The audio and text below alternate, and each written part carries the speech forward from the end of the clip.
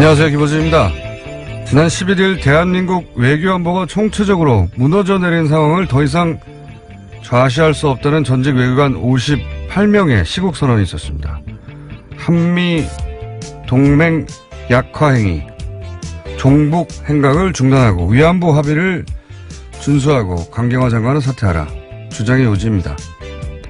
이들 중 17명은 박근혜 전 대통령 탄핵 정국 당시 김정은 추종 세력이 탄핵을 기획했다며 태극기 집회에 참여했고, 또 39명은 북한과 연방을 획책하는 세력에 나라를 맡길 수 없다며 자유한국당 지지를 선언했었습니다. 그리고 이들은 민간인을 재공간에 임명하는 것은 외교를 망치는 일이라고 현 정부를 비난했는데, 이명박 정부 시절 미국 영주권자이자 BBK 변호사였던 김재수 씨가 LA 총영사에 임명돼 현직 외교관으로 BBK 사건을 계속 관리했을 때는 침묵했었죠. 최순실이 개입한 삼성 출신 민간인의 미얀마 대사 임명 때도 마찬가지였습니다. 전직 외교관들도 당연히 자연인으로 정치적 입장을 가질 수 있고 성명도 낼 수 있습니다. 그러니까 이런 분들의 성명은 외교 전문가로서가 아니라 정치적 입장을 가진 정치 집단으로서의 정치적 주장인 겁니다. 그러나 지난주 포털에 떠있던 이분들의 성명기사 어디에도 이분들의 그런 정치성을 가늠할 그 어떤 정보도 없었습니다. 가짜뉴스가 가짜만 전달한다고 가짜가 아닙니다. 반드시 함께 판단할 정보를 의도적으로 빼버리는 것도 가짜뉴스인 거죠. 김호준 생각이었습니다.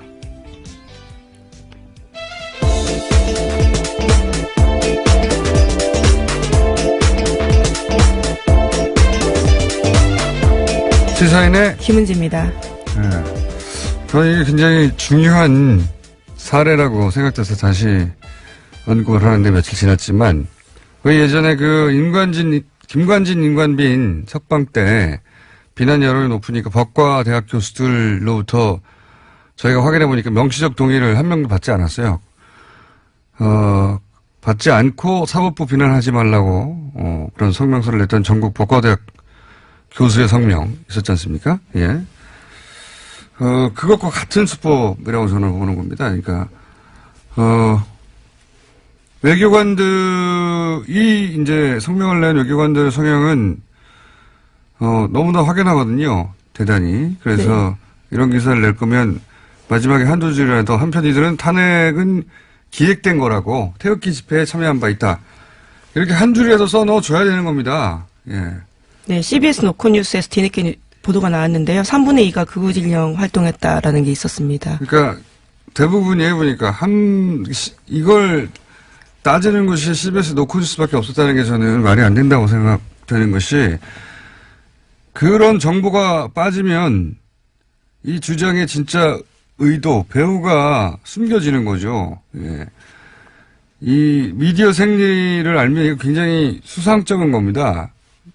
왜냐하면은 주장에 위안부 합의를 준수하라 이런 게 써 있어요. 이것만 봐도 기자는 바로 알거든요. 그 정치적 성향을. 그런데 그렇게 굉장히 그 한쪽으로 편향된 정치적으로 그런 집단이 성명을 냈는데, 마치 그런 내용을 빼버리면 외교관들이 가치 중립적으로 전문가로서 지금 외교가 엉망이 되고 있으니까 걱정이 돼서 직접 나섰다, 이런 효과만 주는 거거든요. 이건 기자라면 성명서 읽자마자 알 수 있는 뻔한 수작인데, 이 뻔한 걸, 그런 중요한 판단 기거를 빼버리고, 게다가 포털 메일에 계속 오랫동안 걸어주는 거는 여론 호도를 도와주는 겁니다. 굉장히 수상하고 말도 안 되는 거예요. 이런 사례들이 자주 있는데, 예, 또 있어서 짚고 넘어갑니다. 첫 번째 뉴스는 뭡니까? 네, 검찰이 이명박 정부의 국가정보원 특수활동비 불법 수수 의혹을 수사 중입니다. 이와 관련해서 당시 이명박 정부의 청와대 핵심 관계자들에 대해서 구속영장을 청구했습니다. 어제 서울중앙지검 특수이부는 김백준 전 청와대 총무기획관과 김진모 전 청와대 민정위 비서관에 대해서 구속영장을 청구했다고 밝혔습니다. 그렇군요. 김백준 씨는 포괄적으로 이명박 전 대통령 재산관리인으로 평가받는 인물이죠. 네, 집사라고 불리는 사람입니다. 이 사안은 저희가 잠시 주진우 기자 연결해가지고 좀 자세히 짚어보도록 하겠습니다. 네. 이명박 전 대통령 턱밑까지 왔다는 얘기 같아요. 예. 자, 다음 순요. 네, 이 의혹과 관련해서요. 돈 가운데 일부가 당시 민간인 사찰 사건 폭로했던 사람에게 입막음용으로 건네진 정황을 검찰이 포착했다고 합니다. 지난 2012년 총리실 공직윤리지원관실 민간인 사찰 사건 폭로자였던 장진수 씨 기억하실 텐데요. 전 주무관이었습니다. 이 사람에게 5천만 원 돈이 갔는데 이때 정부 발행 띠지로 5만 원권 100장씩 묶여서 있었습니다. 당시에 관봉이라고 불렀는데요. 장 전 주무관은 이때도 총리실 간부가 자기에게 돈 줬다라고 밝힌 바가 있는데요. 당시에는 검찰이 돈의 출처를 밝히지 못했었습니다. 오래된 사건이네요. 이명박 전 대통령 시절에 처음으로 민간인 사찰이 이제 터진 이 사건이죠. 예. 공직윤리지원관실에서 민간인 사찰. 네, 김종익 씨라고요. 민간인을 사찰했습니다. 근데 당시에 이러한 내용들을 내부자가 내부 고발을 한 건데 이 입을 막기 위해서 돈을 줬다라는 거죠. 네, 그때도 관봉 얘기 나왔었습니다. 근데 이제 도대체 그럼 이 돈을 어디서 나간 거냐? 근데 그때는 국정원 특활비 얘기는 전혀 안 나왔었죠. 예. 청와대 특활비 정도 수준에서 얘기되다가 끝이 났는데 지금은 이제 국정원 특활비가 계속 문제가 되고 있고 근데 지금 검찰이 구속영장까지 청구한 걸 보면 뭔가 자신 있는 물증이나 정황을 잡은 것 같아요. 예. 그래서 그 돈도 국정원 돈일 수 있다. 이런 얘기인 거죠. 지금 김백준, 김진모 이 두 분에 대한 구속영장은 국정원 특활비를 직접 받았다는 거고. 네, 2억 원, 2억 원. 그래서 김백준 전 비서관 같은 경우에는 4억 원이고요. 그리고 김진모 전 비서관은 5천만 원입니다. 그리고 예, 김백준 전 기획관요. 만약에 돈 받은 정황 혹은 물증이 구체적이고 확실하게만 하다면 구속영장이 발부되겠죠, 이번에도. 왜냐하면 그 앞에 박근혜 전 대통령 때 똑같은 이치로 구속영장이 발부됐기 때문에.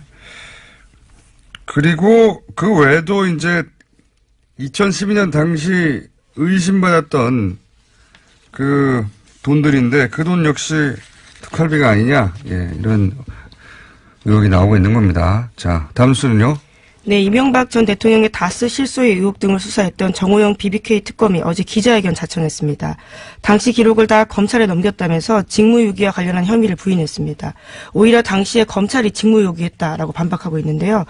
또 특검팀은 국론 분열과 정쟁 가능성을 우려해서 격리 직원의 횡령을 결론낸 다스 120억 원 확인 사실을 수사 결과에서 뺐다라고 주장하고 있습니다. 네. 요 사안은 저희가 3부에서 박범계 의원과 짚어볼 텐데 잠시 저도 이거 보다가 빵 터진 게 국론 분열이었어요. 예.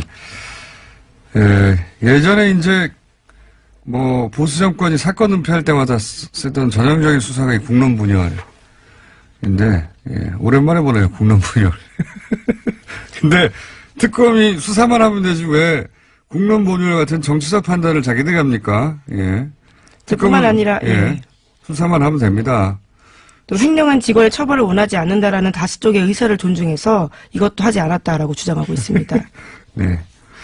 여하간 전체적으로 해명으로 나왔는데 해명은 되지 않았어요. 그러니까 실제 지금 현 검찰이 주장하듯이 사건에 제대로 인계가 없었다. 그냥 서류 뭉치만 그냥 넘겨줬다. 이런 거죠. 수만 페이지인데 어디에 뭐가 있는지 안 알려주면은 수사를 다시 하라는 거잖아요. 처음부터. 어쨌든 본인들의 주장이 아니라 지금 현 검찰의 주장이 맞는 걸로 드러난 기자회견을 왜 했는지 모르겠어요. 예. 어쨌든 요 사안은 박범계 의원과 좀 자세히 짚어보겠습니다. 자, 다음 순요. 네, 다스는 누구 겁니까와 관련된 중요한 인물이 처남 김재정 씨입니다. 이명박 전 대통령의 처남인데요. 재산관리인으로 지목받은 바 있습니다. 김재정 씨가 사망했을 당시에 다스의 최대 주주였는데요. 당시 비상장 주식으로 상속세 냈다라는 사실은 여러 차례 말씀드린 바가 있습니다. 그런데 이와 관련해서 조건이 굉장히 까다로웠는데 이러한 사실들에 대해서 어제 다시 SBS가 보도했습니다. 아하, 이거는 말이죠. 저희가 툭하면 이거 몇 개월 전에 우리가 한 거라고 잘난 척 하는데, 이거는 제가 7년 전에 한 이야기입니다. 7년 전에 처음 이 문제가 최초로 불거졌을 때, 당시 제가 나는 꼼수다라는 방송을 하고 있었거든요. 네. 그때, 이것은 나중에 저가로 재매입하려는 시나리오다. 라고 제가 문제 제기해서 그게 들켜서 그때 못했어요. 그래서 지금까지 남아있는 겁니다, 이게. 예. 애초에 저가로 재매입할 시나리오 때문에 이렇게 물납을 했다. 예. 그러니까 예를 들어 상수가 100만 원이에요. 근데 비상장 주식을 100만 원어치를 냈어요. 근데 이 가격을 너무 비싸게 책정해 사람들이 아무도 안 사게 해요, 처음엔.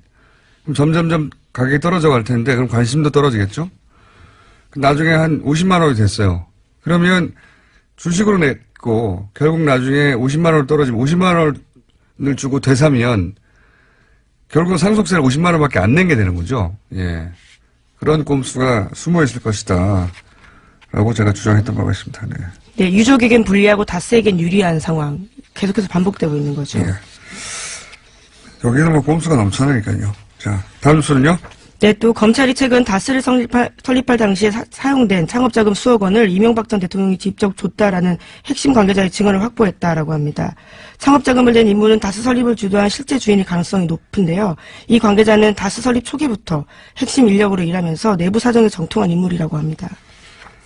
아, 그렇군요. 요 사안도 추진우 기자하고, 추진우 기자 워낙 다스 혹은 이명박 전 대통령 관련 수사 오래 해왔으니까 좀 자세히 짚어보기로 하겠습니다. 요런 류의 증언은 처음 나온 거네요. 예. 설립 자금을 냈다. 예. 설립 자금을 낸 사람이, 주인이죠. 예, 당시는 대부기공이란 이름이었는데 그렇죠. 창업자금을 댔다라는 겁니다. 알겠습니다. 그러면 당연히 김성호 전 사장이 불려 나오겠군요. 예.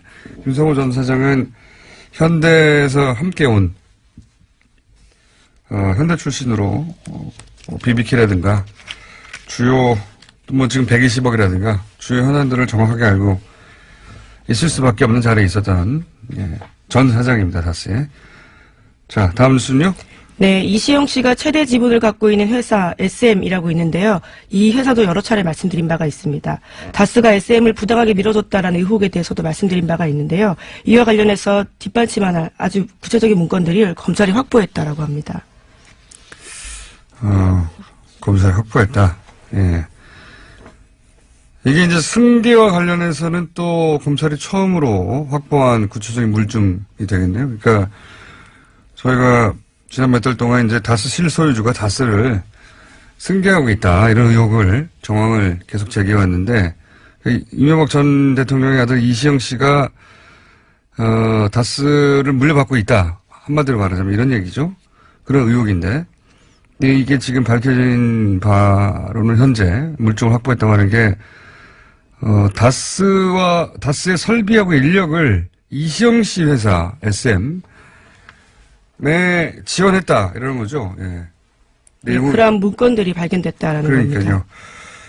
이명박 전 대통령이나 아들 이시영 씨는 다스 한 주도 없거든요. 한 주도 없는데 다스와 설비 인력을 이시영 씨 개인 회사 세우는데 지원해줬다 하는 문건이 나왔다는 거죠. 예. 사실 이럴 경우 다스는 이시영 씨를 업무상 배임으로 고소해야 됩니다. 왜냐하면 주식도 하나도 없는 주인도 아닌 이시영 씨가 회사의 자원을 자기 회사 세우는데 썼다는 얘기거든요. 그럼 배임으로 고소해야 되는데 왜 고소하지 않느냐? 아버지가 실소유주기 때문에 그렇게 이해하면 간단하게 이해가 되는 정황이 나온 거죠. 예. 자, 다음 수는 뭡니까? 네, 법원이 지난 12일에 박근혜 전 대통령의 재산을 동결했습니다. 여기에는 유영하 변호사에게 맡긴 1억 원짜리 수표 30장도 있는데요. 그런데 유영하 변호사가 법원의 재산 동결 결정 이전에 이 돈을 다시 박근혜 전 대통령 계좌에 송금했다라고 합니다. 그렇군요. 아마 이제 뭐 범죄 수익 은닉을 도와주는 거 아니냐, 뭐 이렇게 해서. 게다가 이제 변호사들이 그거 변호사한테 안 줬잖아, 막 항의하고 하니까 변호사 표도 났을 것 같으니까 이제 이렇게 돌려줬겠죠. 예, 게다가 TV조선에 따르면요. 관련된 추가 돈을 찾기 위해서 집안을 뒤지는 것을 막기 위한 우려가 아닌가라는 것도 있습니다. 아하, 그럴 수도 있겠네요.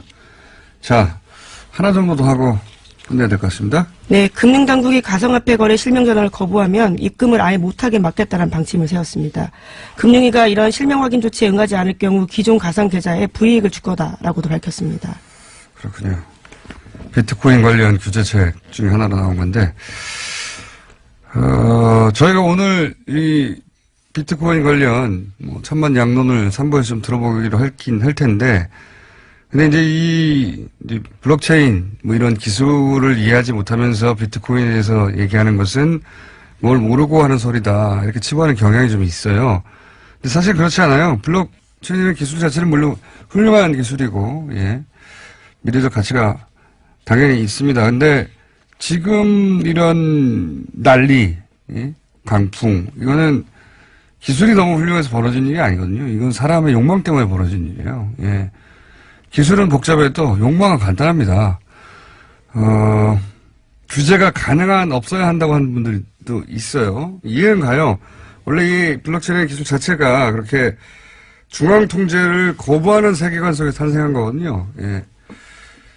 근데 이제 지금 간단하게 기존 주식시장하고만 비교해보면 금방 느낄 수 있는데,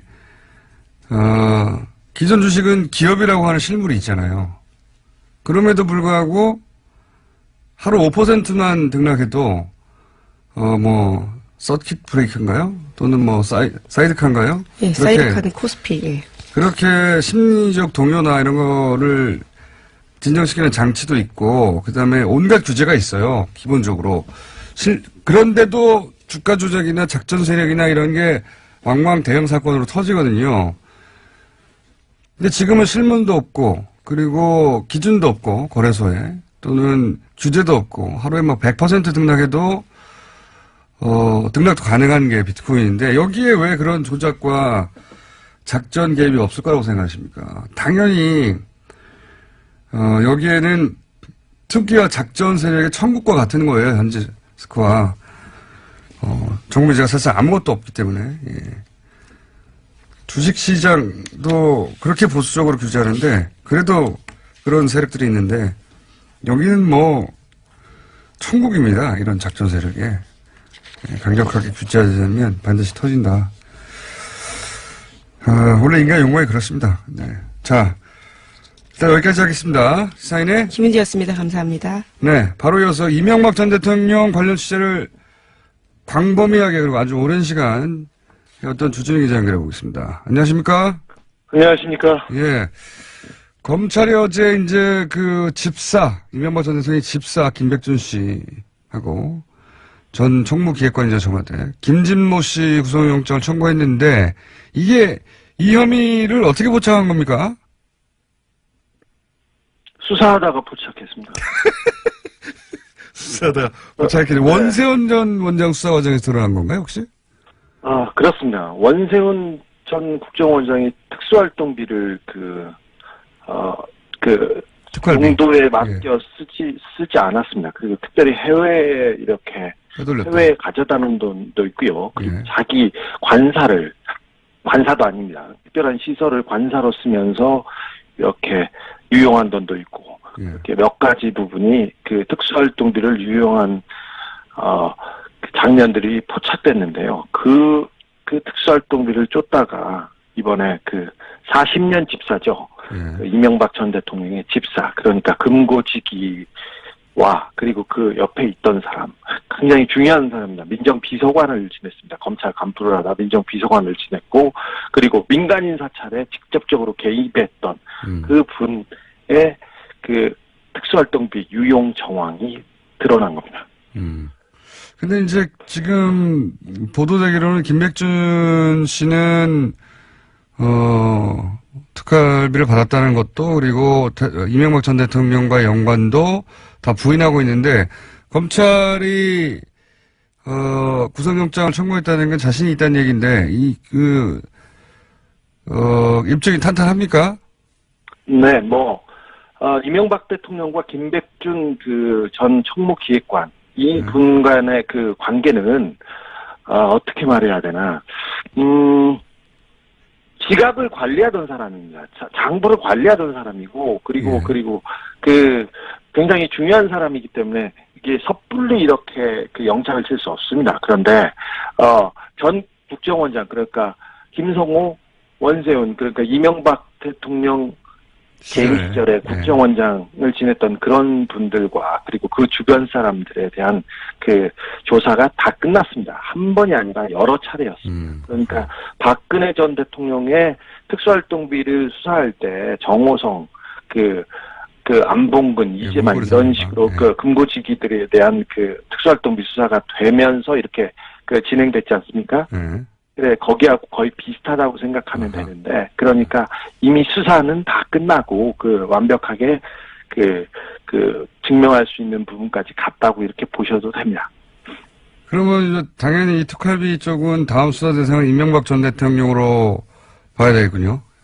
네, 이명박 대통령을 지금 당장 구속해도 될 만하다고 저는 거기까지 보고 있는데, 수사하는 분들은 어떻게 생각할지 모르겠습니다. 그런데, 다음 대상은, 이제는 이제 이명박 전 대통령 차례입니다. 수사 대상이 그렇다. 그렇군요. 현재, 이제 그 얘기 나와서 하는 얘기는, 현재 이 특활비 외에 전체적으로 이명박 전 대통령 수사 방향성은 몇 갈래로 지금 진행되고 있습니까? 이명박 전 대통령의 그 범죄 혐의는 크고, 많아서요. 굉장히 많습니다. 일단 하나하나 좀 따져보자면 김관진 전 국방부 장관 구속과 함께 군 사이버사의 정치 선거 개입이 있었습니다. 크고 무겁고 중요한 범죄인데 이 부분도 진행되고 있고요. 거의 많이 왔습니다. 그리고 두 번째로는 원세훈 전 국정원장을 비롯한 댓글 수사가 있었죠. 댓글 수사는 별로 이제 특활비가 나오면서 하찮아졌습니다. 어찌 보면. 그리고 근데 특수활동비 수사가 굉장히 많이 진척됐고 그 부분 하나로만도 굉장히 바로 구속이 될 만한 그런 중대한 범죄입니다. 이 부분 말고 롯데월드 특혜, 롯데월드 제2롯데월드 특혜 건립 과정에 군 활주로를 3도 틀면서까지 이렇게 허가를 내주었지 않습니까? 그 부분이 있고요. 그 다음에는 다스에 관한 실소유주 의혹이 있습니다. 근데 다스에 대한 수사가 많이 진전됐는데 다스가 이명박 전 대통령의 소유라는 게 거의 입증되고 있습니다. 입증되고 있는 증거가 많이 쏟아진 데다가, 전직 다스 임원들이 이명박 대통령과의 관계에 대해서 얘기를 하고 있어서 이 부분도 굉장히 곤혹스러운 처지입니다. 이명박, 이시영 씨에게. 그리고는, 또 뭐가 있죠? 더 있어요. 또 있습니다. 그리고 국세청에서 다스에서 빼돌린 해외 비자금에 대한 큰 덩어리를 발견하고 지금 쫓고 있습니다. 530여 건의 해외 매출 채권. 그러니까 납품을 하고 돈을 받았는데 다스로 들어오지 않고 돈이 사라진 경우가 많습니다. 그래서 이 부분이 페이퍼 컴퍼니로 이렇게 사라진 것을 보고 국세청에서도 쫓고 있어서 이명박 대통령은 5갈래 이상에서 지금 계속해서 쫓기고 있는 형편입니다. 자, 그러면은 그 중에서 이제 지금 다스 창업 자금을 MB가 직접 줬다. 그러니까 설립 초기의 이야기가 나오기 시작했는데 혹시 네. 이쪽은 어느 정도 진척이 됐나요? 설립 초기 이야기. 수사가 진척이 어느 정도 됐는지는 잘 모르겠습니다. 그런데 그 부분은, 다스 설립 자금 저는 4억 2천만 원으로 파악하고 있었는데요. 지난 여름부터 4억 2천만 원을 이명박 대통령이 줘서 다스가 설립됐습니다.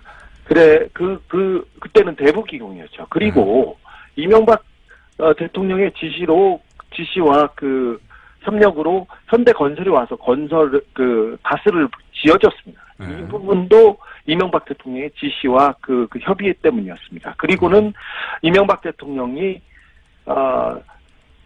국회의원 시절에는 의원회관에서 지시를 했고요. 그 다음에 서울시장 시절에는 서울시장 집무실 공관에서 지시를 했습니다. 대통령이 되고 나서는, 대통령이 되고서는 안가에서 했다는 얘기는 또 지난번에 나왔었죠. 그리고 계속해서 다스에 대한 보고를 받고 지시를 내린 것으로 저는 보고 있습니다. 그런데 이 부분에 대한 수사도 굉장히 많이 된 것으로 알고 있습니다. 김성우 전 사장, 권승호 전 전무가 핵심으로 이 다스의 골격을 세우고 이끌어온 사람들인데요. 그 사람들이 계속해서 검찰에 왔고요. 그 다른 사람들도 다스 관련자들이 와가지고 그 이명박 전 대통령을 실소유주로 지목하고 있습니다. 마지막 한 가지만 더 물어보자면 김성우 전 다스 사장이 이제 키맨으로 알려졌는데 혹시 2008년 때는 이제 모든 의혹을 부인했었는데 최근에 심경의 변화가 있습니까 혹시? 심경의 변화가 많습니다. 그래서 이명박 대통령과 같이 일을 했던 사람들이 그 심경의 변화가 다 있었어요. 그래서 아까 군사이버사 얘기했었어요. 김관진 전 장관이 적나라하게 다 얘기했습니다. 그리고 국정원 특활비나 국정원 관련된 얘기도 원세훈 전 원장은 이명박 전 대통령의 최측근이었지 않습니까? 4년 2개월 동안 국정원장을 했고 이분이 또 열심히 얘기했어요. 너무 많은 얘기를 하셨어요. 그리고 다스 관련자 김성우 사장도 지금 처음부터 끝까지 얘기하고 있는 형편입니다. 그래서 이 수사는 완벽하게 다른 국면에 접어들었다고 볼 수 있습니다. 알겠습니다. 여기까지 듣겠습니다. 감사합니다. 네. 네, 지금까지 시사인의 주준희 기자였습니다. 자, UAE 관련해서 말로 홈런을 치신 분이죠. 정의당 김정대 의원 오늘도 스튜디오에 나오셨습니다. 안녕하십니까? 네, 안녕하세요. 네. 한 번 더 모신 이유는 뭐냐면, 네. 핵심이 이제 비밀 그 협약이 있었다. 네. 그렇죠? 지난 시간에 나오셔서 우리 군이 이제 자동 개입하는, 예. 근데 비밀 협약이 있었는데 이거를 국회 비준받아야 되는 상황인데. 네. 비준도 없이 몰래 그렇게 협약을 맺어버렸다. 그래서 우리도 모르는 사이에 UAE에 친구가 되어 있는 상태다.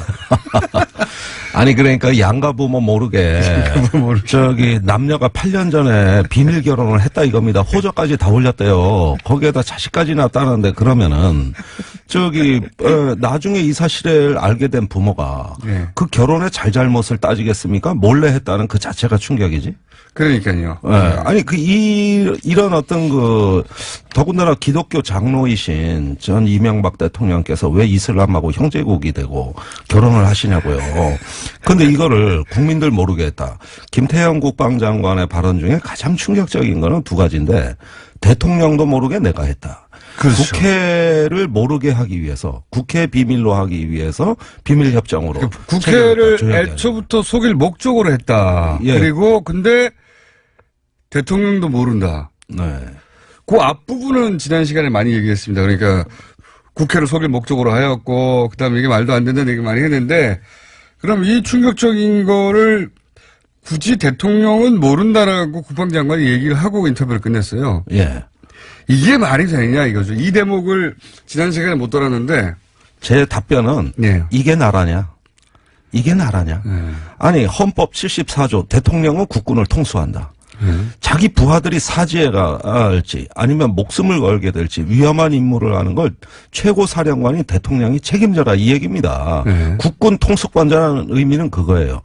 다른 건 몰라도 병권을 잡은 최고 권력자는 적어도 군사에 관한 사항은 철저하게 감독할 최종 책임자입니다. 그런데 대통령 모르게 국방장관이 임의로 했다. 헌법에 국방장관이 뭐 국군 통수권자도 아니고 잠시 위임을 받아서 대리하는 자인데 이런 어떤 그 국기문란 행위 반헌법적인 거 구테타죠. 구테타. 예. 아니 이게 뭡니까 도대체. 대통령 모르게 군대를 빼낸 건 구테타죠. 국군 지휘 계통이 문란해졌다는 얘기인데 네. 이건 나라도 아니에요. 당시에 또 안보가 얼마나 어려웠습니까? 2009년 10년.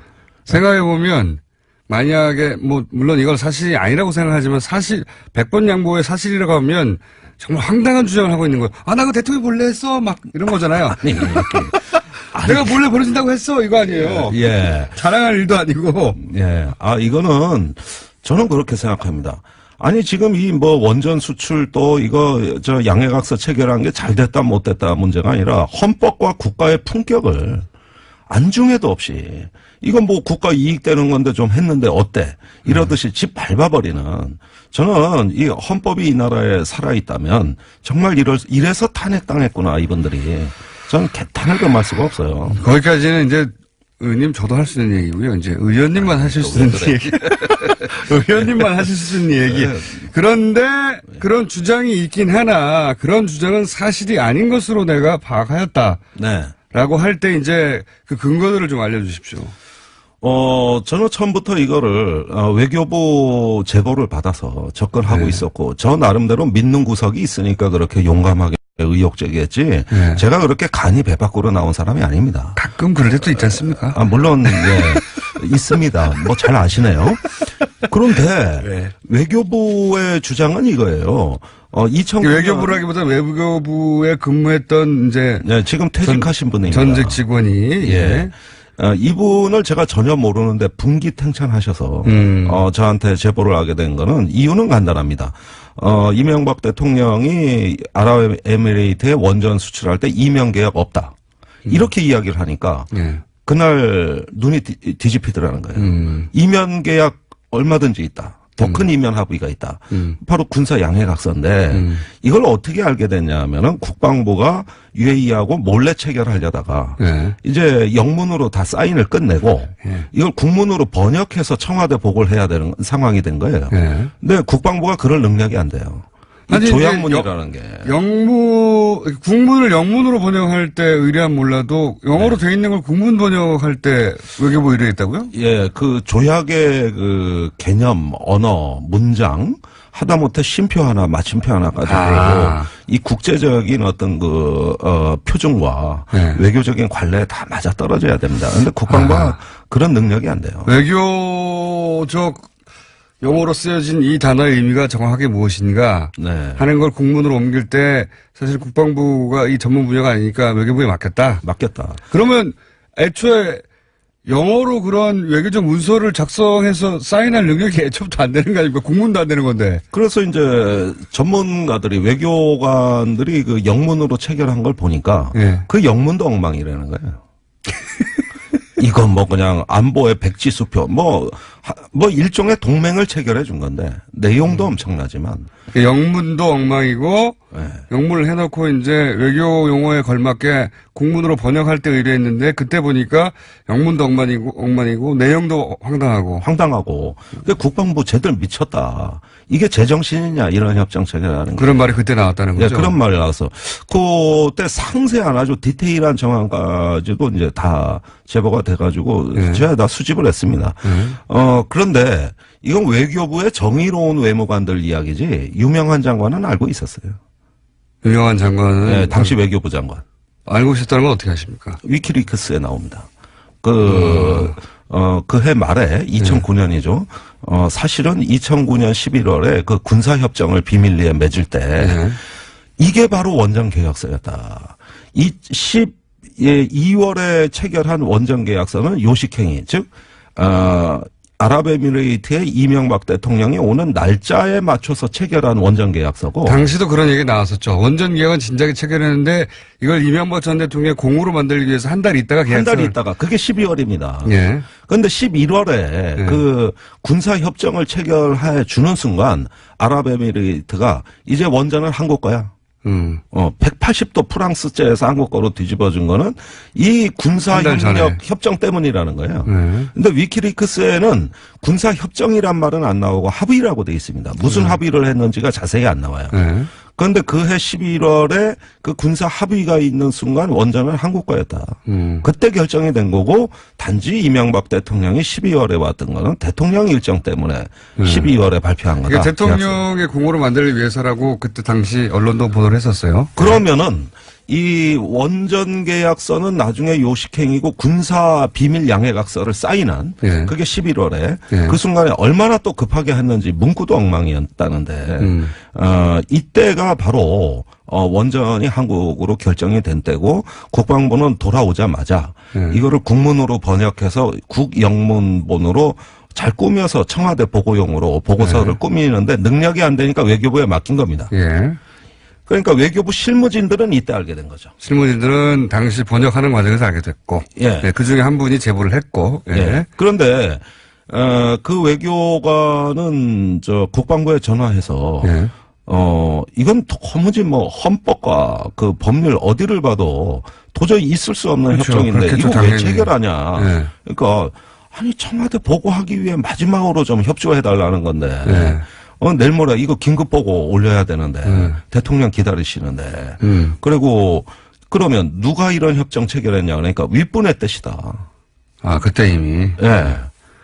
그래서 아니 청와대 긴급 보고 안건으로 이 군사협 비밀 협정 체결 사실을 네. 전부 다 치밀하게 준비하고 이명박 대통령 기쁘게 해드리려고 네. 이걸 다 저기 작업하는 걸 옆에서 다 봤단 말이에요 외교부가.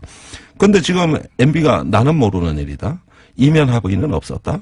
이러는 거 보고 거의 조금 쌍소리까지 나왔습니다. 사실 속된 용어. 내가 그거는 말씀 안 드리겠는데. 너무 봤기 때문에 본인은. 네, 본인이. 그렇죠. 그러니까 이제 대통령한테 보고된다는 문서를 직접 번역해서 만들어준 분이 아니 무슨 소리야 그걸 내가 만들었는데 네, 이렇게 하신 거죠. 네, 그런 셈입니다. 그러니까 이명박 전 대통령이 당시 이 그 비밀군사 협정을 모른다는 건 말도 안 되는 소리라고 하는 근거가 그게 하나 있는 것이고. 그렇습니다. 유명한 당시 외교부 장관이 이미 알고 있었다는 얘기는 위키리크스에 어떻게 나옵니까? 그러니까 그해 연말 12월에 미국에 이걸 자세히 설명을 해줍니다. 왜냐하면 12월이 아니라 11월에 이미 아니 예. 12월에 아, 원전 12월에? 계약 다 끝나고 그간의 경과 과정을 우리는 11월에 예. 군사협정을 체결하면서 사실은 원전 수주를 했다. 어. 이 내막을 다 유명한 장관이 얘기를 하는데 역시 위키리크스에 유출된 그렇습니다. 정보였네요. 전문위원회. 그해 말에 예. 미 본국으로 보낸 주한미 대사관의 전문에 나와 있죠. 아마 여러분들도 손쉽게 검색하실 수 있을 겁니다. 그런데 그 원전 수출에 관한은 미국도 우리 동맹국이 아니라 경쟁국이었거든요. 당시로는. 예. 네. 그래서 이렇게 군사협정을 체결하고 하는 건 또 한미 관계에 매우 민감한 사안입니다. 예. 우리 무기가 나가고 군대가 나갈 일인데 예. 동맹국인 미국에 설명해야 될 거 아닙니까?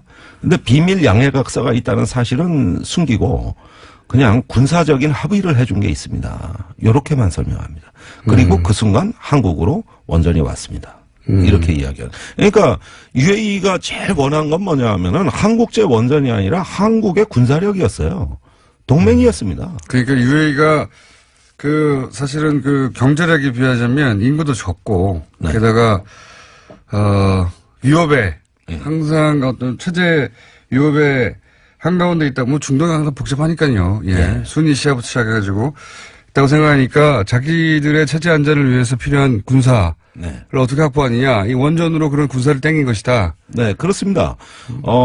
어떤 자원을 앞세우고 큰 이익을 앞세워서 안전을 보장받겠다고 하는 일종의 경제안보 전략이라고 전 보거든요. 우리는 거기에 응답을 한 것이죠. 우린 이제부터 형제국이야. 우린 동맹국이야. 니들이 외국에 공격받으면 한국이 공격받은 것과 동일하게 간주하고 개입해줄게. 이게 자동 개입입니다. 미국과도 없는. 한미 상호방위 조약에도 없는. 네. 예, 그것을 명시적으로 약속했죠. 지금에 와서 김태형 장관이 그거 별 문제 없다. 실제 파병하게 될 땐 국회 동의 받으면 된다 이러는데 이걸 UAE가 지금 들으면 무슨 생각을 할까? 사기당한 거죠. 이런 얘기예요. 그러니까 사기당한 웃기는 거죠. 거야. 국민한테 설명하는 거하고 UAE에 설명하는 게 다르죠. 저는 이런 걸 헌법사범이라고 보는 겁니다. 헌법사범입니다. 예, 헌법에서 절대 금지하고 있는 외국과의 안전보장 조약, 비밀 조약이죠. 그러니까 이런 관련 전반적인 내용을 파악하는데 중요한 직원을 해줬던 분들이 이제 전직 외교부 직원도 있을 테 있고 또 몇 분이 있을 거 국방부에도 있고요. 몇 분이 있을 거 아닙니까? 전직 국방부. 예. 지금. 예. 근데 제가 이제 갑자기 의원님의 이야기를 듣다가 걱정이 돼서 말씀드리는 건데 네. 그런 전직 외교부 직원들의 신변을 좀 챙겨주십시오. 이제 언론에서 그 신원을 공개하라는 집요한 압력에 제 취재와 보호는 아직까지 철두철미하게 비밀보호 원칙을 지키고 있죠. 그 의원님은 그분을 보호하기 위해서 당연히 하시는 건데 제가 과거의 경험에 의하면 언론은 몰라도 정보기관은 알거든요. 이거 조금 섬뜩한 얘기인데. 아니. 의원님이 그래봐야 뭐 메일이나 전화 이런 거 아닙니까? 네. 그래도 일단 문재인 정부고 탄핵을 해서 이렇게 새로 등장한 정부가 설마. 아니, 문재인 정부에서 한다는 얘기가 아니고요. 지금은 이제 이전 정부에 이제 살아있는 어떤 커넥션들이 있을 수 있고. 네. 그러니까 숨겨야 안전한 게 아니라 공개해야 안전한 영역이 있습니다. 제가 예를 들어서 뭐 오촌 살인 사건이라든가 권력형 범죄를 많이 다뤄봤지 않습니까? 예. 결정적 길목에 있는 분들이 사라지는 경우를 제가 너무 자주 봤기 때문에 걱정이 돼서 제가 말씀드립니다. 그 한 몇 분 되는지 모르겠으나 그런 분들이 어느 연락이 닿지 않을 수도 있고요. 예. 그래서 이런 분들은 스스로 자살하지 않겠다는 동영상을 그러면 저는 네. 목숨 걸고 지켜야죠. 예, 그건 그러니까요. 저의 사명입니다. 어쨌든지 간에 우리가 그 공공의 이익을 위해서, 공공의 어떤 우리 공동체를 위해서 자기가 알고 있는 진실을 공개하시는 분들은 용기 있는 분들이고. 이거 사실은 보호해드려야죠. 현 정부도 보호해줘야 될 사람인 것이 그 UA의 의혹 제기들이 의원님이 나와가지고 역전 말로 홈런 치지 않았으면 아직도 계속되고 있었을 거거든요. 의원님은 굉장히 큰 홈런을 치신 거고 치시긴 치셨는데 옆에서 볼을 던져준 분들이 있지 않습니까? 예. 홈런을 치라고. 이분들. 고마운 분들이죠. 네. 물론 뭐 말로 홈런이라 그러니까 참 뭐 과분한데 지난 연말엔 병살타도 쳤어요. 그래가지고 선수 교체하라고 막 욕을 얻어먹는 그 타석에서 예. 말로 홈런이. 그 의원님 나왔죠. 개인도 살아나시고 현 정부도 큰 부담을 덜었고. 왜냐하면 현 정부 입장에서는 사실은 유예하고 이랬어. 현 정부가 공개할 수도 없는 내용이거든요. 아무리 공격을 받아도 또 게다가 얼마나 공개 곤란합니까? 못하죠. 지금도 못합니다. 못하죠. 예, 수습국면을 갖고 다만 문재인 대통령이 신년사에서 네. 잘못된 게 있다면 수정 보완하겠다. 그 두리뭉실한 얘기 가지고 이게 국면이 가라앉았을 리가 없는데 예. 의원님이 굉장히 큰 얘기 하신 거고요. 진짜로. 아이 고맙습니다. 앞으로 길이길이 아니 계속 욕만 먹다가 오랜만에 들어보는 칭찬이에요. 그 굉장히 생소하시겠어요. 예. 사실 정치는 욕먹는 직업으로 알고 있어요. 아니 근데 무조건 욕먹는 건 아니고 잘하면 칭찬도 많은데 그동안 별로 잘한 것으로 드러나는 것이 별로 없었다. 예. 근데 이거는 와 대단한 한 건 하셨어요 정말로. 예. 뭐 앞으로도 몇 건 더 할 겁니다. 여하간 중간에 잊어버리기 전에 말씀드린 게 그겁니다. 이분들 신변 안전 확보해 주시고 이분들이 예, 그럼요. 결국은 수사로 이어지거나 할 때 제가 했습니다. 내용은 이랬고요. 예. 네, 정황은 이랬습니다. 구체적으로 진술할 거의 유일무이한 인물들 아닙니까? 그렇습니다. 지금도 침묵하는 또 외교부의 다수 외무관들이 있고요. 강경화 외교부 장관이 당시 외교부가 어떻게 관여됐는가를 조사하시면 이거는 뭐 며칠 이내에 금방 다 밝혀질 일입니다. 혼자 하진 않았답니까? 아니에요. 여러 사람들이 있고 이거는 과단위 국 단위에서 벌어지는 일이고요. 그 다음에 이런 어떤 그 큰 현안 정말 이거는 근데 이분이 만약에 신변에 문제가 생겨보세요. 다른 분들이 입을 열까? 그건 아니죠.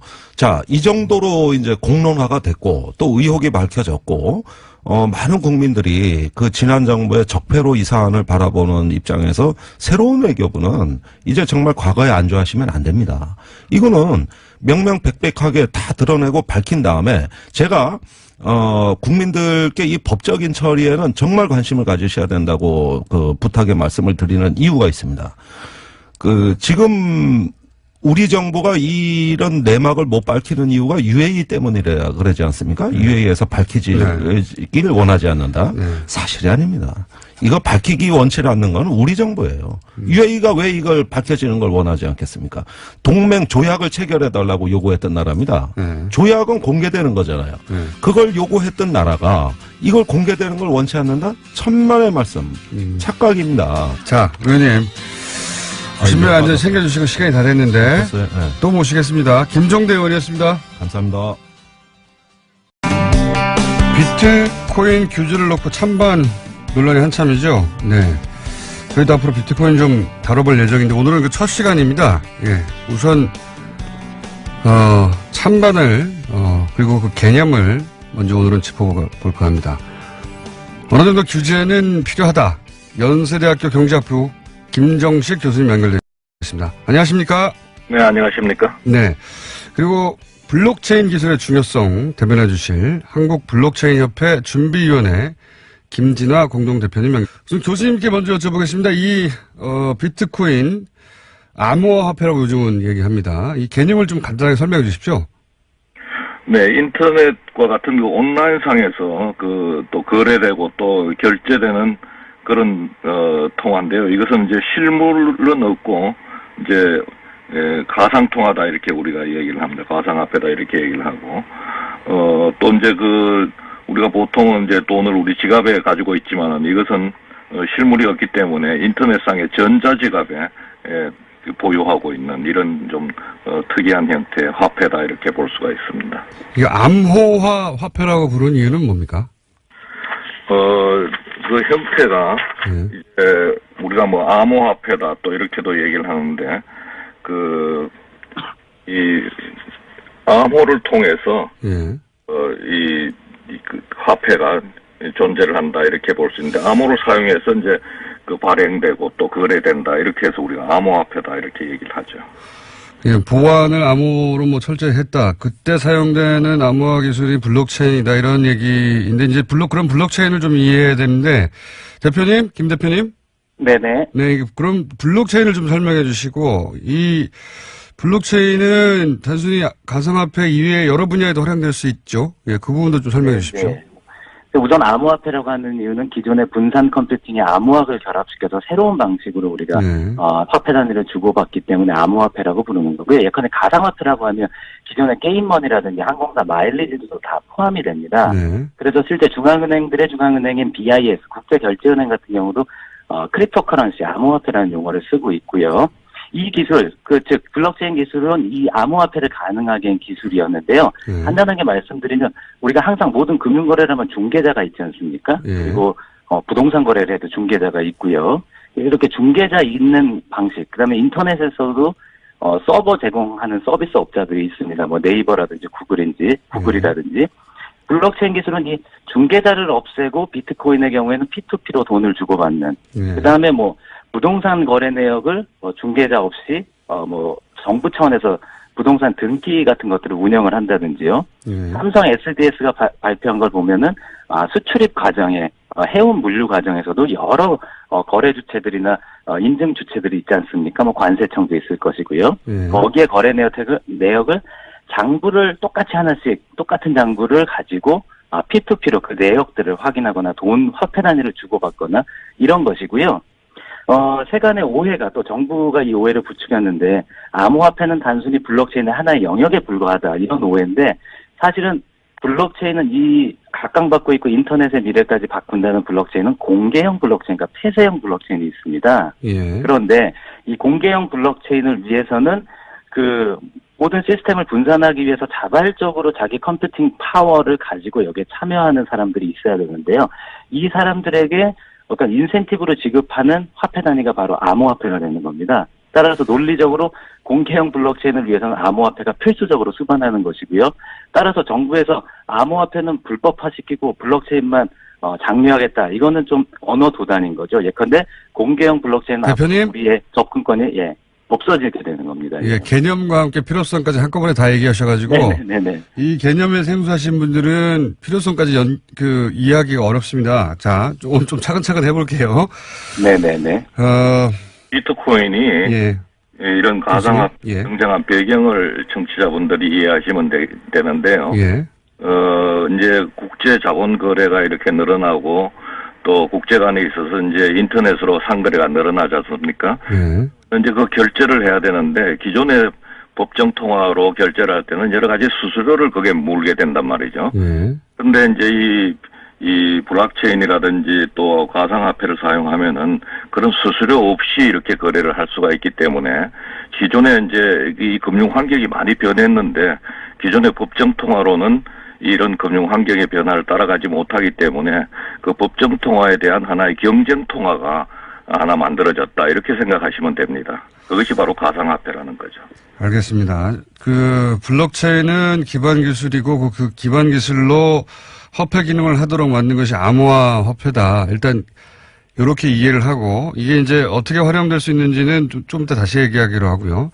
그런데 이제 이 기술에 대한 이해 정도도 사회적으로 그렇게 높지 않은데 지금도 이제 이 설명을 듣고 바로 이해하기가 쉽지 않은 분들이 많을 텐데 그런데 그 기술이 무르익거나 혹은 암호화폐가 화폐 기능을 시장에서 하기도 이전에 이미 그 열풍이 투기의 정도로 이르렀다고 하는 게 정부의 판단인 것 같습니다. 우선 교수님은 정부가 규제하려고 하는 이유를 좀 설명해 주십시오.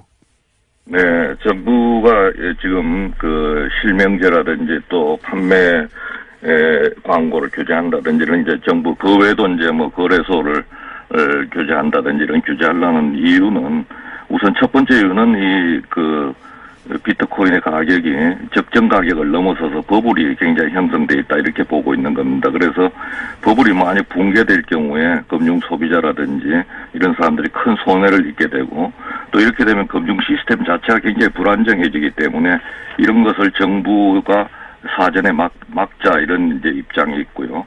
그보다 이제 더 중요한 것은 이 비트코인이라든지 이런 것들은 가상화폐는 전부 다 익명성으로 거래가 되는 겁니다. 그런데 그러다 보니까 이제 탈세를 할 수가 있고 또 불법적인 자금 세탁에 이용될 수가 있습니다. 그래서 정부 입장에서는 당연히 이런 이런 행위가 일어나는 것을 막아야 되기 때문에 막고 있는 거고 또 다른 이제 또 중요한 배경은 이 익명성으로 인해서 자본의 불법적인 유출이 생길 수가 있다는 겁니다. 예를 들어서 우리나라에서 돈을 가지고 있는 사람이 미국에다 돈을 빼돌리고 싶을 때 이렇게 할 때 이 비트코인을 이용하면은 그냥 과상 익명성이기 때문에 자기 실명을 나타내지 않고 돈을 유출시킬 수가 있다는 겁니다. 그렇게 되면은 그 나라는 외환위기를 당하게 되고 국부의 유출을 가져오게 됩니다. 중국과 같이 중국이나 우리나라 또 베트남 이런 나라들이 비트코인을 규제하는 이유가 바로 여기에 있습니다. 중국은 미국의 입장에서 그것을 허용하는 이유도 또 여기 있습니다. 미국은 중국이 외환위기 당하면 좋은 거죠. 그러면은 중국은 지금 자본 이동을 규제하고 있습니다. 그런데 비트코인을 허용할 경우에 중국의 모든 돈 가지고 있는 사람들이 전부 다 미국으로 돈을 갖다 넣으려고 그러면은 그건 중국은 결국 외환위기 당하면서 국부 유출을 당하게 되는 거죠. 그래서 중국이 여기에 대해서 거래를 금지하는 등 강력한 규제 조치를 취하고 있습니다. 그래서 이것을 반대하는 입장에서는 물론은 이제 어떤 4차 산업이라든지 그다음 블록체인 기술을 활용할 수 있는 그런 기회를 놓친다 이런 측면도 있고 또 개인의 이익을 중요시하는 측면도 있습니다. 그렇지만은 국가의 입장에서 보면은 그것을 만약 허용했다가 외환위기를 당하면은 국가에 대해서 어떻게 우리가 얘기를 하겠습니까?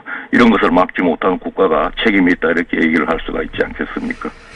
과세도 이제 정부는 원하는 것 같고요. 만약에 거래가 있다면, 예.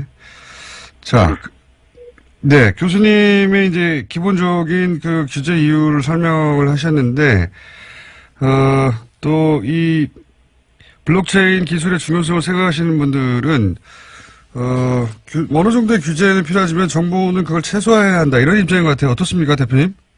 예, 지금 교수님께서 설명해 주셨는데 그중에 적정 가격이란 말이 있었는데요. 적정 가격을 우리가 현 시점에서 어떻게 알 수 있을 것인가. 2000년대 닷컴 버블 시절에도 적정 가격이란 것들을 그 당시에 몰랐지 않습니까? 그리고 더욱이 정부가 어떻게 그 적정 가격에 대한 판단을 할 수가 있단 말입니까? 우리는 시장 경제를 지금 우리가 펼치고 있지 않습니까? 그런 면에서 사실은 저 같은 입장에서도 1년 반 전서부터 규제를 오히려 해야 된다라고 제언을 해왔습니다. 근데 지금 하고 있는 게 과연 규제인가? 아니면 뒤늦은 단기 대책 남발인가? 이걸 우리가 검토해 볼 필요가 있고요. 그리고 교수님께서 외환 유출 말씀하셨는데 외환이 유출되고 있다라는 어디에도 근거가 없습니다. 팩트에 기반해서 얘기해야 합니다. 근데 단순히 그런 우려만 지금 남발하고 있는 것이고요. 그리고 설사 외환 유출이 우려된다고 하면 거래소를 오히려 이 블록체인 암호화폐 생태계에서 유일하게 실명 확인을 하는 거래소를 통해서 그런 외환 유출을 거래소의 일본처럼 건전한 그 법제화를 통해서 그런 것들을 막을 수가 있는데 오히려 거래소를 불법으로 폐쇄하면 풍선 효과가 커지는 거죠. 그래서 지금 저희는 규제를 하지 말라는 게 아니라 제대로 되고 중장기적인 규제를 해야지 우리가 부작용은 최소화하면서 블록체인 기술과 같은 잠재력들은 키울 수 있다. 이렇게 주장하는 겁니다. 여기에 대해서 그 규제를 아예 하지 말자는 건 아니다. 여기까지는 이제 공통인데. 네, 1년 반 전서부터 규제해야 된다고 오히려 제언해 왔습니다. 네, 그렇지만 정부가 묵살했습니다. 네. 규제의 정도를 가지고 이제 말씀하신 거라고 지금 대표님 말씀하시는 건데 교수님은 이 말씀 듣고 이제 하실 말씀 있으십니까? 네, 적정 가격이란 것은 뭐 아무도 모른다 이렇게 얘기를 할 수 있고 또 물론 이제 4차 산업에 큰 도움이 된다든지 이렇게 되면은 뭐 적정 가격이 이렇게 높아질 수도 있는 그런 가능성도 충분히 있습니다. 그렇지만은 현재 그 국제 가격보다 우리나라 가격이 최대 40% 이렇게 높게 형성되는 걸 봐도 이것은 좀 적정 가격보다 너무 높게 형성돼 있다 이렇게 볼 수가 있고요. 또 이제 그 정부 규제가 거래소를 폐지하는 그런 것이 그런 것만 보는 것이 아니라 아까 말씀드린 대로 실명제라든지 그 거래소의 불법 거래를 규제한다든지 이런 것들이 지금 정부가 하고 있는 규제이기 때문에 반드시 이제 거래소를 폐지하는 것이 정부 규제다 이렇게 보는 것은 잘못된 생각인 것 같습니다. 그러면 대표님 실명제나 네네네. 과세 시도는 어떻게 보십니까? 예, 실명제는 저희 업계에서 사실은 휴대폰 같은 것들을 이용해서 먼저 해왔고요. 그리고 자율규제안을 지난 12월 15일 날 정부보다 앞서서 발표한 그 안에도 은행들과 함께 저희가 몇 개월간의 테스트를 거쳐서 원래 1월 1일부터 실명 확인에 준하는 본인 강화성이 강화된 입출금 시스템 같은 것들을 적용한다고 말했습니다. 그런데 정부가 그걸 실명제라는 걸로 바꿔서 얘기하는데요. 그러니까 사실은 자율규제가 차분히 진행되는 것만 봐도 좋을 텐데 이 부처에서는 거래소 폐쇄하겠다, 저 부처에서는 실명제하겠다. 지금 이러면서 혼란이 강화됐고요. 교수님께서 말씀하신 김치 프리미엄도 사실은 정부가 부추긴 게 큽니다. 예컨대 외국인들의 참여를 막았다라든지 아니면은 비트코인 구매 목적으로 해외에 돈을 보내는 걸 막는다든지 이러면서 한국이 갈라파고스가 되면서 당연히 모든 자산에는 가격 차이가 있고 그것이 자유롭게 오가면서 해소가 돼야 되는데 지금 한국에서 정부의 이런 경직된 그다음에 단기적인 대책이 김치 프리미엄도 키우고 있는 그런 역설적인 상황이 지금 초래되고 있습니다. 그러면 정부가 비트코인의 광풍에 책임이 있는 겁니까? 그렇죠. 정부가 이렇게 단기 대책을 남발하기 시작한 게 지난 9월 29일부터인데요. 그때 비트코인 가격이 불과 500만 원 정도에 불과했고 이더리움 같은 경우는 30만 원에 불과했는데 지금 정부가 매번 그렇게 단기 대책을 남발할 때마다 지금 2천만 원 넘어서고 200만 원 넘어서고 그런 상황이 온 겁니다. 그래서 좀 차분해질 필요가 있다. 그럼 다른 나라도 물론 우리가 더 비싸긴 하지만 다른 나라 가격도 그만큼 올랐는데 그럼 한국 정부를 보고 외국인들도 가격을 올린 거예요? 네, 요즘에는 김치 프리미엄이 아까 말씀하신 대로 예전엔 안 그랬는데 40% 50% 가게 된 이후에는 그런 것들도 일조하고 있다라고 보고요. 해외에서 일본과 한국이 오르니까 이것이 후행할 거다 뭐 이러한 예측을 나오면서 피드백 효과가 생겨나고 있습니다. 예. 그 우리 정부가 전 세계 비트가 가격을 올린 겁니다. 그런 면도 없지 않아 있습니다. 한번 차분히 돌아봐야 됩니다. 그래서 좀 더 차분하게 중장기적인 관점을 가져야지 시장의 참여자들도 단기적이고 한탕지에 벗어날 수가 있다라고 봅니다. 처음 듣는 해석인데요. 뭐 우리 정부 지금 현 정부의 비트코인 정책이 뭐 다 잘했다고 말할 수는 없지만 규제의 역설입니다. 규제의 역설 전형적으로요. 예.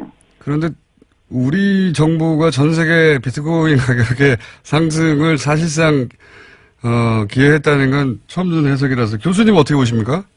네, 정책을 쓸 때는 항상 이제 그 비용과 수익을 생각해서 정책을 쓰게 됩니다. 그래서 물론 이제 비트코인이라든지 이런 가상화폐를 규제하게 되면은 여러 가지 그 문제도 생깁니다. 예를 들면은 뭐 4차 산업 발전을 지연시킨다든지 또 시장에 반한다든지 이런 여러 가지 그 문제가 있습니다. 그렇지만은 또 아까 제가 말씀드린 대로 그 규제를 안 했을 때 여러 가지 또 비용이 존재하게 된단 말이죠. 그 외환 위기를 겪을 수가 있다든지 자본의 불법적인 유출로 국부가 유출된다든지 이런 여러 가지 문제가 생길 수가 있습니다. 그래서 어느 나라든지 그 비용과 수익을 생각해가지고 이제 정책을 사용하게 되는데 이제 미국이나 일본과 같이 비트코인을 허용하는 나라는 그런 비용이 별로 그래 크지 않다. 그리고 수익이 오히려 더 높다. 이렇게 생각해서 허용하는 거고 그 중국이라든지 한국이라든지 이런 그 자본의 유출로 인해서 외환 위기의 위험이 큰 나라들은 선진국과 또 다른 환경에 있기 때문에 그 규제를 또 하는 것이 훨씬 더 낫다 이렇게 생각하기 때문에 규제를 하는 겁니다. 그래서 물론 이제 이 두 가지를 그 4차 산업 발전시키는 그 블록체인 기술도 발전시키면서 또 시장도 어느 정도 그 돌아가도록 하면서 또 이런 그 외환 위기라든지 이런 걸 겪지 않도록 이렇게 밸런스를 맞춰서 정책을 쓰는 것이 굉장히 중요한데, 그래서 정부에서는 지금 거래소 폐지라든지 이런 것보다는 실명제라든지 거래소에 대한 불법 거래를 규제한다든지 이렇게 점차적인 그런 규제를 강화해서 시장을 정상화시키려고 하고 있다고 저는 생각하고 있습니다. 자, 대표님한테 한 가지 더 여쭤보겠습니다. 그럼 지금 이게 정부의 이제 오락가락한 정책이 이런 불확실성을 키우고 또 폭등을 유발시키는 요인 중에 하나라고 말씀하셨는데, 네. 자, 이런 건 어떻습니까? 이 가격 폭등 폭락에 기존의 주식시장처럼 이런 폭등 폭락을 통해서 이득을 보고자 하는 어떤 작전 세력이나 그런 장난도 귀여운 바가 있지 않겠습니까? 예, 저는 그런 것도 있다고 보고요. 그것이 풍선 효과처럼 퍼져나가면서 우리가 흔히 말하는 잡코인이라고 부르는 비트코인, 이더리움 말고 작은 동전주라고도 부르는 그런 데 휩쓸려 다니면서 지금 투기 열풍이 더 거세지고 있는 겁니다. 예. 그러니까 뭐 정부와 그리고 또 그런 세력과 네, 화학작용을 일으키는 거죠. 예, 돈 벌고 싶은 또 개개인의 욕망도 있겠죠, 당연히. 예. 네네네. 그러면 대표님은 필요한 규제는 어디까지라고 보시는 거예요? 저는 이웃나라 일본처럼 건전성 규제, 정부가 지금 거래소에 여러 문제와 의혹이 있지 않습니까? 그럴수록 등록제를 해서 정말 자격과 요건을 갖춘 거래소들만, 그래서 투명한 거래 시스템이, 그다음에 소비자가 보호되는 그런 시장을 만들어야 되고요. 그 위에서 세금을 걷어야 됩니다. 그러면서 서서 이거는 한 3개월, 6개월 뭐 이런 식의 중장기적인 관점 더 넘어서 1년 정도의 기간을 두고 정부가 일본은 뭐 그런 투기에 대한 우려가 없어서 지금 저러겠습니까? 그래서 우리도 좀 더 중장기적으로 임할 필요가 있다. 그리고 차라리 아까 말씀드렸지만 거래소에 리스팅되는 신규 코인 같은 것들을 잘 관리해야 되고 거래소들이 그것들을 올릴 때 책임 있게 올리게 해야 되고 아까 말씀드린 대로 세금 같은 것들을 걷게 되면 투기가 억제되는 효과가 있을 겁니다. 그래서 중장기적으로 시장을 건전하게 키우는 건전성 규제가 필요하다. 1년 반 전서부터 일관되게 주장해왔습니다. 그러니까 이제 거래소를 양성하고 법제하자. 그리고 필요하면 과세하자. 그 외에는 정부가 기본 관리만 해라. 이런 요지네요? 네, 맞습니다. 교수님은 어떻게 보십니까? 네, 우선은 정부가 현재 거래 실명제라든지 혹은 거래소의 불법적인 그런 거래를 금지한다든지 혹은 거래소의 기준을 높인다든지 뭐 이런 여러 가지 조치를 취할 필요가 있다 이렇게 생각이 들고요. 만일의 경우에 그런 조치로서 이 버블이 꺼지지 않고 또 계속적으로 이 투기 강풍이 만약 있다고 한다면은 그보다 조금 높은 강도의 규제가 필요하지 않나 이렇게 생각을 합니다. 그래서 우리가 잘 알아야 될 일은 일본이나 미국은 비트코인을 활성화시킴으로 인해서 국익에 도움이 되는 거고 우리나라나 중국의 경우에는 일본이나 미국과 다른 그런 경제 여건 하에 있습니다. 그래서 언제든지 외환 위기를 당할 수가 있고 그 돈이 빠져나갈 가능성이 높습니다. 지금 북핵 문제라든지 여러 가지 불안정한 상황으로 인해서 미국이나 일본과는 다른 경제 상황이 있기 때문에 미국이나 일본이 한다 그래가지고 똑같은 정책을 우리가 똑같이 해야 될 필요는 없는 거죠. 그래서 신중한 물론 이제 4차 산업이라든지 블록체인을 발전시키기 위해서 가상화폐가 필요한 면도 있습니다. 그렇기 때문에 그런 두 가지 이익을 다 이렇게 조화시킬 수 있는 그런 정부의 신중한 정책이 필요한 시기다 이렇게 생각합니다. 외환 뉴스 관련해서 한마디만 말씀드려도 될까요? 그럼 또 교수님 말씀하실 기회를 드려야 되는데 제가요. 교수님 말씀하셨으니까 제가 한마디만 딱 짧게 하겠습니다. 지금 우리가 외환 보유액이 사상 최고액을 연이어 갱신하고 있고요. 그리고 만약에 외환이 유출이 그렇게 됐다라면 그 증거가 다 남습니다. 우리 금융권이 다 사실상으로 외국한을 은행들이 독점하고 있기 때문에요. 그리고 지금 원화가 어느 때보다 강세입니다. 따라서 좀 저는 팩트에 근거해서 이야기가 이루어져야 된다. 그렇게만 짧게 제언드리겠습니다. 네, 그 말씀을 이미 하셨고. 네, 외환 위기에는 일본이나 미국은 국제통화를 가지고 있고요. 우리나라는 국제통화를 가지고 있지 않습니다. 국제통화를 가지고 있지 않는 나라가 자본 자유화를 한 상황에서는 언제든지 외환 부족으로 인해서 외환 위기를 겪을 수 있는 가능성이 높고요. 이런 것은 우리 국제금융 분야에서도 이미 다 알려진 사실입니다. 네, 근데 외환이 유출됐을 두 분. 때 그런 얘기를 했습니다. 알겠습니다. 실제 유출됐을 때요. 네. 자. 이 이야기는 사실 이렇게 저희가 짧게 준비해서는, 뭐, 충분한 논의가 될 수 없는 사안인지 알면서도, 일단 요렇게 시작을 한다. 알리는 의미에서 저희가 두 분을 모셨고요. 앞으로 이 비트코인 관련해서 저희가 여러 차례 여러 기획을 하고 있으니까 또 모시도록 하겠습니다. 오늘 말씀 감사합니다. 네, 감사합니다. 네, 감사합니다. 네. 첫 번째 이렇게 간단하게 다뤄봤고요. 예. 또 다른 전문가 또 지금 오늘 연결한 두 분도, 다음에 또 모시겠습니다. 연세대 경제학부 김정식 교수님, 한국블록체인협회 준비위원회 김진아 공동대표였습니다.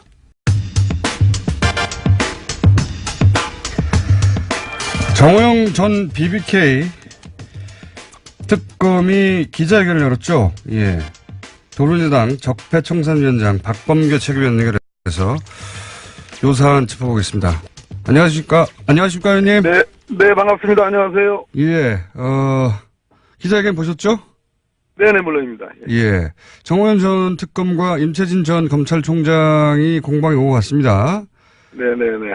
그 내용도 당연히 아실 테고. 자, 그러면 당연하죠, 예. 심판을 좀 봐주십시오. 개찐도찐인데요. 예, 뭐, 두 분 다, 예. 뭐, 특검이든, 그 당시 검찰이든 다, MB와 관련된 수사 더 하고 싶지 않았다라는 겁니다. 그러니까 정호영 특검은 그거 수사 의뢰 안 한 건 인정하면서도 목록을 달아서 넘겼으니까 인계다라고 주장하는데요. 예. 그 당시 특검법에 의하면, 옵셔널 벤처스 관련된 그 주가 조작 사건하고, MB의 횡령 부분이 명백히 수사 대상으로 되어 있고요. 근데 이 120억 부분은 그 지금 비자금 의혹이잖아요. 예. 더더군다나 그 특검법상 수사 중에 인지된 사건은, 그건 수사하도록 되어 있거든요. 그럼 인지했단 말이에요. 그럼 수사를 해야 되는데 안 했으니까 문제. 또 넘길 때 검찰로 시간이 부족해서 넘겼다고 한다면 수사 의뢰를 해야 되는데 안 했으니까 문제인데요. 반대로 임채진 검찰총장은 그 당시에 목록을 써, 그러면 수만 페이지니까 어떻게 찾냐 하는데 그거 의지만 있으면 금방 호기심이라도 한번 쭉 이렇게 들춰보면 수만 페이지라는 게 그게 뭐 대단한 게 아닙니다. 예, 그러니까 얼마인지 발견할 수 있었는데 뭐 발견 못했다 이렇게 얘기하는 것도 역시 문제라고 생각합니다. 그러니까 제대로 인수인계 안 한 건 확실하고.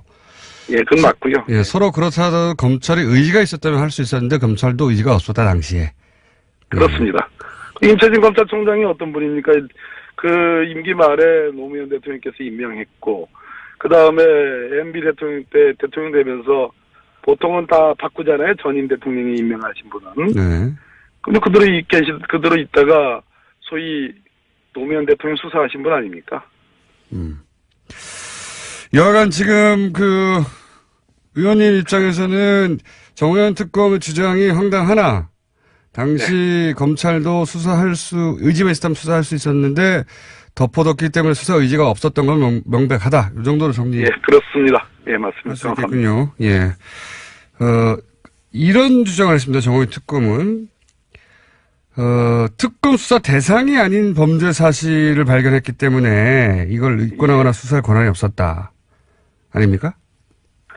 100억 원이 넘는 110억, 그래서 나중에 125억이 됐는데 그 돈이 5년간 없어졌거든요. 예. 그걸 발견했다면 이 큰 돈을 정말 격리 여직원이 가능한 건가? 그걸 의심을 품고 그것이 문제됐던 그 당시에 혹시 이게 MB 비자금이 아닌가라는 의심을 품고 수사를 하는 게 마땅했죠. 그리고 그 당시 특검법상에 그건 수사하도록 되어 있는 겁니다. 네, 수사 중 인지된 사건이니까요. 이건 그걸 안 했으니까 그건 할 말이 없는 거지. 다스 실소유주를 규명하지 못했다. 이명박 전 대통령과의 관련성은 전혀 발견하지 못했다. 이렇게 요약되는 주장을 했는데. 그 당시 구조적으로는 수사하는데 한계가 있었다는 걸 인정합니다. 왜냐하면 지금 와서 현재의 검찰에 출두하는 증인들이 진술을 바꾸고 있죠. 예. 왜 그런 거 아니? 그 당시 2008년 1월 달은 이명박 MB가 소위 대통령 당선자 신분이잖아요. 예. 그때 만들어진 특검이니까 참 그거는 뭐 나는 새도 떨어뜨리는 권세인데 수사하기는 쉽지 않았다는 건 인정합니다. 그러나 그럼에도 불구하고 진실을 가린 건 맞고요. 예. 한계도 인정하지만 그렇다고 해서 지금 와서 잘했다라고 주장하면 안 되죠. 잘했다고 주장하면 안 된다는 거죠. 창피하다. 예. 참 얼굴 들 수가 없다라고 해야죠. 그래야지. 그때는 이러저러한 한계가 있었고 어쩔 수 없었다. 이런 얘기하는 게 아니라 아무 잘못도 없다고 하는 게 이제 결심하신 거군요. 아니 특검이 왜 특별이라는 말을 붙입니까? 그래서 특검으로는 안 돼요. 공수처밖에는 안 돼요. 그래서. 그 공수처 얘기를 하시니까 그럼 공수처 얘기를 하면 마무리 지어보죠. 지금 어제 청와대에서 이제 그 사정기관들 관련해서 대대적인 변화가 예정된 내용을 얘기했는데 워낙 그 범위가 넓고 그리고 생소한 말들이 많고 그래서 도대체 뭘 어떻게 하겠다는 건지 좀 정리를 한번 해주셔야 될 것 같아요. 그러니까 이제 우리 해방 이후에 경찰의 시대가 이승만 정부 때 있었고요. 5.16 군사쿠데타 이후에 군부 독재 시대, 군부의 시대가 있었고 그 다음에 노태우 대통령 이후라고 평가를 하는데 검찰의 시대가 열렸죠. 이제는 국민 주권의 시대거든요. 즉 권력기관이 국민 앞에서 통치의 대상으로 지금 말 그대로 권한 남용하지 못하게 하겠다. 그래서 철저하게 권한을 분산해서 상호간의 견제와 균형을 하게 하겠다. 이렇게 이해하시면 되겠습니다. 네, 너무 간단하게 정리하시네요. 지금 뭐 국정원에서는 대공 수사권 폐지하고 국내 파트 폐지하고 그리고 뭐 해외하고 대북만 살리고 그리고 검찰 그 기소 독점권이 이제 폐지되고 공수처가 그 권한을 가져가고 경찰이 그러니까요. 네, 경찰이 국정원이 대공 수사를 한다든지 뭐 그래서 유우성 간첩 조작 사건도 나왔는데요. 네. 또 국내 파트는 얼마든지 지금 우리나라가 지금 언론이 발달돼 있고 온 국민들이 지금 다 일종의 감시의 주권자들이 돼 있기 때문에 국정원이 걱정 안 해도 돼요. 대북과 해외 파트는 지금 전체적으로 지금 너무나 중요하고 정말 경쟁력 있는 정보기관이 필요한 때인데 거기에만 매진해도 국정원의 현재 인력과 예산으로는 부족한 형편입니다. 그러니까 이게 국정원이 힘 빼기라든지 권한을 뭐 약화시킨다는 차원을 이해하지 마시고 제대로 기능을 하게 하는 것이다 이렇게 말씀을 드리고요. 그다음에 검경수사권 조정은 아까 저 말씀드렸듯이 검찰에게 모든 권한이 집중되니까 남용을 해왔잖아요. 그래서 경찰에게 상당 부분 이관한다는 거고 그러나 그렇게 되면 또 경찰이 공룡화되니까 철저하게 내부 통제를 하겠다. 자치경찰제라든지 또는 수사경찰과 행정경찰의 철저한 분리 이런 것들이 내용들입니다. 뭐 원래 이런 방안들이 나올 때는 다 이유가 있기 마련이고 지금 말씀하셨듯이 과거 정부에서 이제 검찰 혹은 국정원을 그들이 가진 권한을 자기들이 써서 문제가 됐고 다 좋은데 이게 과연 국회를 통과하겠습니까? 지금 뭐 자유한국당뿐만 아니라 다른 야당들도 쉽게 동의하지 못할 내용도 있는 것 같고 게다가 검찰이나 국정원도 반발할 것 같기도 하고 어떻습니까? 최선의 노력을 하겠습니다. 사개특위가 출범하는데요. 저는 법사위보다는 훨씬 논의할 여지가 있다고 보고요. 결국은 관건은 국민의 성원과 지지라고 봅니다. 저는 뭐 공수처라든지 검경수사권 조정에 대해서 절대 다수의 국민들이 지지하고 있기 때문에 저희들이 최대한 새로 구성된 사개특위에서 야당을 설득하고 이해를 구하려고 합니다. 알겠습니다. 이 문제는 뭐 아주 지난한 과정이 될 것 같으니까 한번 지켜봐 주시죠. 앞으로 시간을 따로 한번 잡아서 길게 얘기 나누도록 하겠습니다. 오늘 말씀 감사합니다. 고맙습니다. 네, 지금까지 더불어민주당 적폐청산위원장 박범계 최고위원이었습니다. 자, 비트코인 관련해서 역시 문자가 많이 옵니다. 관심도 많고 참여하신 분도 많고 참여하지 않지만 우려하는 분도 많죠. 예. 재밌는 문자가 왔어요. 앞으로 수준 낮은 전문가를 모셔달라고. 못 알아듣겠다고. 그럴 수도 있습니다. 네. 워낙 전문 영역은 쓰는 용어들이, 본인들한테는 너무 익숙해서 자연스러운데 전혀 생소할 수 있거든요. 저희가 이제 섞어서 해보겠습니다. 정말 수준 낮은 전문가도 모시고. 쓰는 어휘의 용어를 일부러 일반 눈높이에 맞춘 전문가들도 있거든요. 그런 분들도 모셔보고 또 여러 분야의 전문가들을 다양하게 조합해서 좀 모셔볼까 합니다. 선비와 사업가의 대결이네요. 뭐 이런 논평도 있고 회사에서 젊은 사원들이 비트코인만 보고 있어요. 이건 정부 때문이 아니고 일확천금의 욕망 때문입니다. 예. 그리고 김종대 의원 실검일이 만들어지는지 지켜봐야지 했는데 역시 또 안 되네요. 실검일이가 문제가 아니라 아예 등장도 안 합니다. 김종대 의원이 요 사안으로 출연할 때는. 자, 그리고 1부 끝나고 나서 하태경, 박지원, 김성태 뭐 이런 대사가 나온 다음에 그 다음에 뭐라고 하는 거예요? 무슨 소리인지 모르겠는데 예, 이건 TBS EFM에서 샘 오추리 씨가 라디오를 진행하는데 그분이 욕을 녹음했거든요. 그래서 난 샘 오추리 네, 라고 하는 말입니다. 이걸 어떻게 들리냐고 한세 뽀칠이라고 들린다고.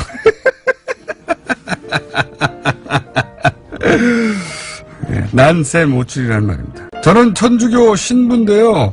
뉴스공장이 세상 보는 눈을 뜨게 해줬습니다. 안 좋은 쪽으로다가. 네. 신부님, 그런 것도 보셔야죠. 여기까지 하겠습니다. 임문결 소장님, 임상훈 소장님 나오셨습니다. 네. 지난번에 방송 다 못하고 남은 부분은 블로그에 와서 들으라고 했더니 듣나요, 와서?